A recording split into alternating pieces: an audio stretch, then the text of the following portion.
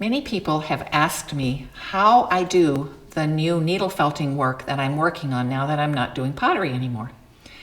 My name is Betsy Ratzsch, former gallery owner and potter in Ada, Michigan.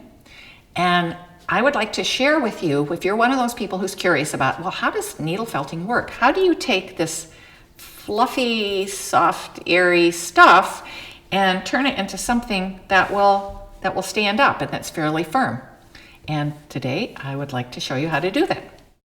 This is cleaned fleece from sheep, and you can use other things. Contrary to what people think, there is no inner core in here. My figures are solid wool all the way through. Basically, what we're going to do is we're going to use the fleece to create the bulk of the figure. So there's no inner core or filling. It's going to be solid fleece. And one of the ideas behind what's happening is like rolling up a sleeping bag. At first you start to roll, and you're squeezing and you're pressing the air out just as if you were rolling up a sleeping bag. And there it changes, because when you get your little roll here, you've got to take this really sharp pin. It's sharp on the tip, and it has little barbs on the side of it. And you're going to start poking it into the fleece, the little bundle that you made, and it will tangle the little barbs that are also on the wool. Almost like when you put a sweater into too hot water and it all shrinks up and becomes all welded to each other, never to come undone again. It's a similar kind of thing happening here. And then I want to turn it over to the back side a little bit. And it gets a little zen-like. You kind of have to not be in a big hurry and just kind of enjoy the process.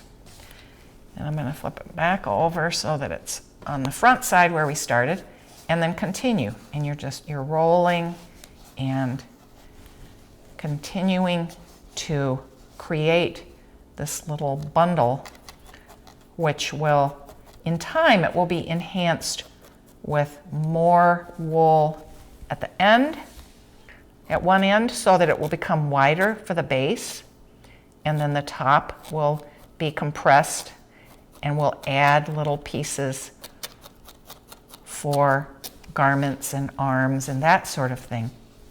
One thing you want to be very, very careful is that this is very sharp and you will bleed. I've poked myself maybe 3 times, and I'm really learning how to stay away from it and what not to do with it. And so you really just continue this process of poking and sculpting the piece.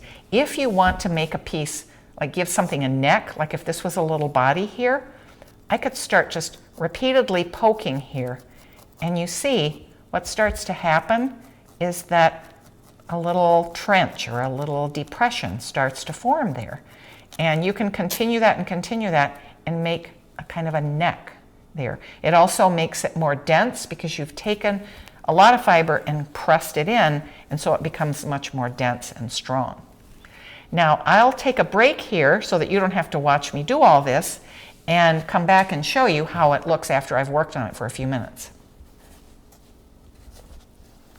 Now about 10 minutes has passed, and I've been rolling and poking and rolling and poking, and it's a lot firmer. I'm not really done yet, but I wanted you to see how you could start to keep rolling this fleece up. And if I want to add like a taller, narrow piece, I can do that by adding on at the top, or I can make this part fatter. I also wanted to show you my new tool that I just love. It's a 4 needle. It holds 4 of these needles all in one device. This all screws together, and you can replace them if they get dull, because these needles will get dull. They can break. But what I'm doing right now is I'm kind of using the advantage of having these 4 needles all in one row to kind of compress the surface. And I'm also starting to kind of sculpt the wool so that I can kind of get that area smoothed out. You really don't want to poke yourself at this thing. This is lethal. And I'm making this a little firmer in the bottom. You can create kind of a little raised area by poking it in so that when he sits, he'll sit evenly. If it's a little, this is maybe going to be like a little tiny Santa. And then up here at the top, say, if I think, okay, this is going to be his shoulders and where his head will go on, then I'm going to want to kind of intensify my attention, the poking process, to start to narrow that in. And what you do basically is do the same kind of thing. Use the shaping, using the fleece, this is what you're still going to be working with, to create whatever shape it is that you want to create. I hope you enjoy if you try it.